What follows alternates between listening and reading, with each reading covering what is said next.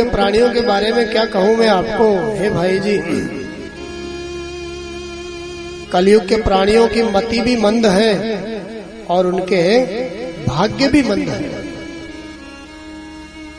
नारद जी महाराज कहते हैं किसी किसी की मति मंद हो और उसका भाग्य प्रबल हो तो भी उसका काम संसार में ठीक ठाक चलता है, और दूसरी तरफ किसी का भाग्य मंदा हो और उसकी मति प्रबल हो तो अपनी बुद्धि के अनुसार भी उसका काम ठीक ठाक संसार में चलता है। लेकिन हे भाई जी, कलयुग के प्राणी तो ऐसे हैं, इनके मति भी मंद है और इनका भाग्य भी मंद है। बात तो सही है। हम लोग, हमारे पास जो बुद्धि है उसको खूब उस बुद्धि को धारण करके समझें कि साहब हमसे ज्यादा बुद्धिमान कोई नहीं है। लेकिन संतों की तो भाषा ही अलग होती है ना। संतों की भाषा तो यही है, उसी की मति अच्छी मति है भैया जिसकी मति भगवान से जुड़ जाए। जिसकी मति भगवान से जुड़ी हुई नहीं है वो सब मंदमति है। जिसका भाग्य भगवान से जुड़ा हुआ नहीं है वह सब मंदभागी है। सबसे बड़ा पंडित वही है जो भगवान के चरणों में प्रेम करता है। सबसे बड़ा ज्ञानी वही है जो भगवान से किसी न किसी रूप में जुड़ा हुआ है। जो मति भगवान से जुड़ी हुई है, परमात्मा से प्रेम करती है, जो बुद्धि परमात्मा में श्रद्धा है, विश्वास है, जिस मति के कारण वही मति शुभ मति है, बाकी तो सबकी मंदमति है। नारद जी अपनी व्यथा सुना रहे हैं सनत कुमारों को और कह रहे हैं भैया मैंने सोचा तीर्थों में आजकल उपद्रवियों का अतिक्रमण होना प्रारंभ हो गया है। तीर्थों का सार धीरे धीरे कम होता जा रहा है। क्यों? क्योंकि उपद्रवी लोग, असामाजिक तत्व तीर्थों में जा जाकर के बसने लग गए। इसलिए तीर्थों का सार धीरे धीरे समाप्त होता जा रहा है। नारद जी ने सोचा कोई बात नहीं है, मैं संतों के आश्रम पर चलता हूँ, वहां मेरे मन को शायद संतोष की प्राप्ति होगी, शांति मिलेगी। तीर्थों में शांति जो नहीं मिल पाई वह संतों के आश्रम में मिलेगी। तो नारद जी संतों के आश्रमों में गए और वहां की स्थिति को देखा, अपने भाइयों को कहा। संतों के आश्रम में मैं जब गया, हे भाई जी, वहां तो मैंने कुछ और ही दृश्य देखा। क्या देखा? मंदा सुमंद मतयो मंद भाग्यायुपद्रुता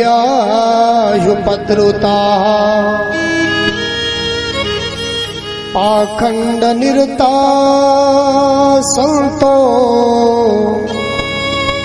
विरक्ता सपरिग्रह विरक्ता सपरिग्रह। नारद जी कहते हैं मैं संतों के आश्रमों में गया। आश्रम का नाम आश्रम इसीलिए रखा गया है, संतों के निवास का नाम। किसी के जीवन में कितनी ही ज्यादा थकान हो, कितना ही परिश्रम हो, वहां जाते ही उसका सारा श्रम दूर हो जाता है। वहां आने मात्र से उसका श्रम दूर हो जाता है। उसका नाम है आश्रम। ऐसे आश्रमों में मैं गया इस कलयुग में। नारद जी कहते हैं भाई जी वहां की भी विचित्र स्थिति है। पाखंड निरता संतो, वैसे लगभग कह तो नहीं सकते सभी के लिए, ऐसे संत महापुरुष भी अभी इस धरती पर हैं, लेकिन नारद जी कहते हैं लगभग मैंने संतों के जीवन में भी पाखंड का आसरा देखा। संतों ने भी धीरे धीरे, जो संत का चोला धारण करके रहते, उनके जीवन में धीरे धीरे पाखंड का सहारा मैंने देखा। पाखंड किसे कहते हैं? जो पाप का ही खंड है, पाप का ही अंग है, उसी का नाम पाखंड है। तो ऐसे पाखंड को आजकल आश्रमों में भी संत लोग धारण करने लग गए हैं। वहां भी मेरे मन को शांति नहीं मिली। क्यों? मुझे ऐसा लगा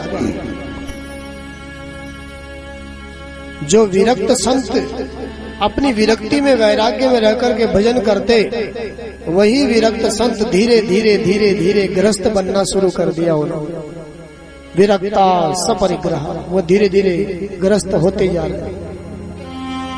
संतों के यहाँ भी मुझे शांति नहीं है।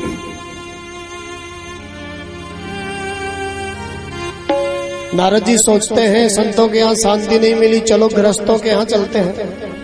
गृहस्थ जीवन को तो बड़ा महत्वपूर्ण बताया है ना शास्त्र संतों ने। गृहस्थ का तो बड़ा महात्म्य है। तो चलो गृहस्थों के यहाँ चलते हैं। गृहस्थ आश्रम तो सबसे ऊंचा आश्रम होता है, महत्वपूर्ण आश्रम है। उनके यहाँ शांति मिलेगी। संतों के यहाँ पधारे नारद जी महाराज।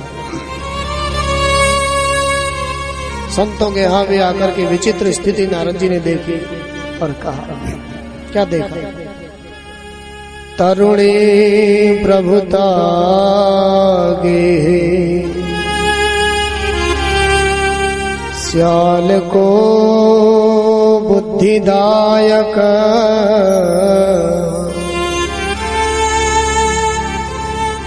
कन्या विक्रयणो लोहा दंपती नाम च कल्कना। संतों के यहाँ से चल करके गृहस्थों के यहाँ आए नारद जी महाराज। और गृहस्थों के यहाँ क्या देखा? शांति पाने के लिए आए थे, लेकिन गृहस्थों के यहाँ तो पहले से ही चूल्हा बेलन चौका बज रहा है। पहले से ही वहां तो पहले से ही अशांति ने अपने पैर जमा रखे। नारद जी के मन में बड़ी चिंता हुई। मैं यहाँ शांति पाने आया था, लेकिन यहाँ तो पहले से ही अशांति है। इस बस्ती में कौन हमारे आंसुओं को पहुंचेगा? यहाँ जिसको देखो उसका दामन भीगा लगता है। ये तो पहले से ही अशांत है गृहस्थ लोग। पहले बड़े बड़े परिवार एक साथ रहते, आजकल तो वैसा भी नहीं है। दो दो प्राणियों के परिवार, लेकिन वो दो दो भी शांति से नहीं रह पाते। उनमें भी हर समय किसी न किसी बात को लेकर के झगड़ा बहस रहता ही है। क्या शांति मिलेगी मुझे यहाँ पर? नारद जी ने देखा तरुणी प्रभुता गेहे, बड़े बुजुर्गों का सम्मान नहीं है गृहस्थों के यहाँ।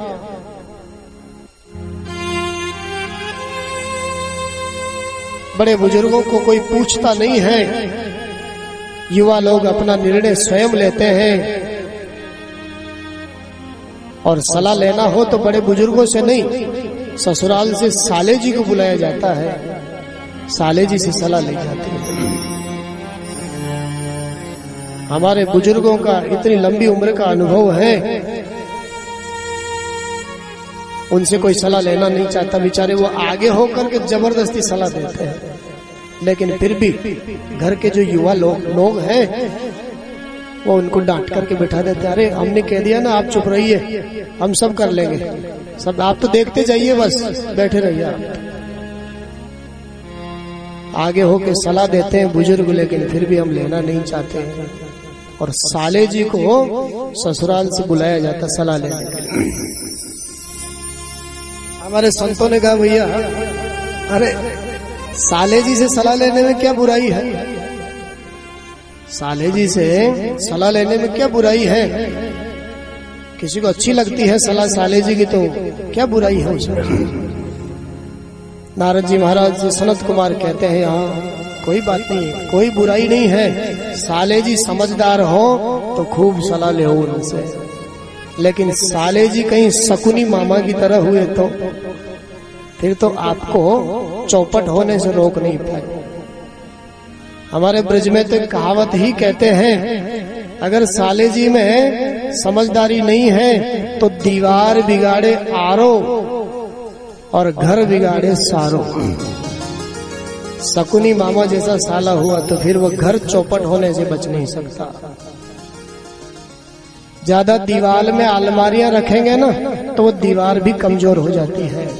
और नासमझ साले जी की सलाह यदि ज्यादा घर में लेने लग जाएंगे तो फिर वो घर भी चौपट होने से बच नहीं पाएगा, कमजोर हो जाएगा धीरे धीरे।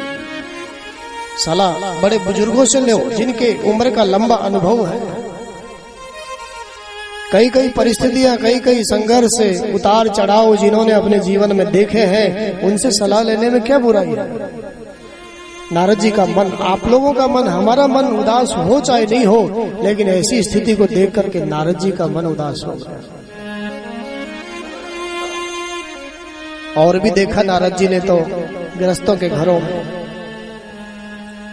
कन्या विक्रयणो लोभा दंपती नाम च कलकना दंपती नाम च कलकना। नारद जी महाराज ने तो और भी भयंकर स्थिति देखी। आजकल अपने अपने स्वार्थ के पीछे लोग अपनी कन्याओं को, अपने पुत्रों को बेचने में लगे हुए हैं। ऐसी भी स्थिति देखी नारद जी। नारद जी ने देखा आजकल रिश्ते नहीं बनते, रिश्ते, किसी की बेटी है किसी के बेटा है तो रिश्ते नहीं बनते। आजकल तो रिश्तों की जगह सौदे होते हैं, सौदे। बेटे की पढ़ाई में 20 लाख खर्च हुए हैं, डॉक्टर बनाया बेटे को, तो कितना खर्च करोगे साहब? 50 लाख तो कम से कम खर्च करो ही सही। रिश्ते नहीं बनते, सौदे होते हैं। लोग पहले कन्याओं को बेच रहे थे, अब बेटों को भी बेचना शुरू कर दिया लोगों ने। नारद जी ने ऐसी स्थिति देखी, भयंकर स्थिति। कन्या विक्रयणो लोभात् दंपती नाम च कलकनम। पति पत्नी का रिश्ता बहुत मधुर रिश्ता होता है जीवन का संचालन करने के लिए, लेकिन उस मधुर रिश्ते में भी इतनी कड़वाहट आ गई है, जब देखो तब। महीने में 20 दिन तो बिना बोले ही रहते हैं। बहुत सी जगह तो ऐसी भी है, बातचीत ही बंद हो जाती है, सुलह के सारे रास्ते खत्म हो जाते हैं। ऐसी ऐसी स्थितियां देखी नारद जी महाराज, तरह तरह के क्लेश। नारद जी कहते हैं सनत कुमारों से, आश्रमा यवनैरुद्धा तीर्थानि सरितस्तथा। महाराज मुझे तो कोई न योगी दिखाई देता है, न कोई सिद्ध दिखाई देता है इस धरती पर, न कोई ज्ञानी दिखाई देता है, न कोई सत्कर्मी दिखाई देता है। इस कली दावानल की आग में तरने के जो सारे साधन हैं, वो सारे के सारे साधन समाप्त हो चुके हैं, भस्म हो चुके हैं। नारद जी महाराज कहते हैं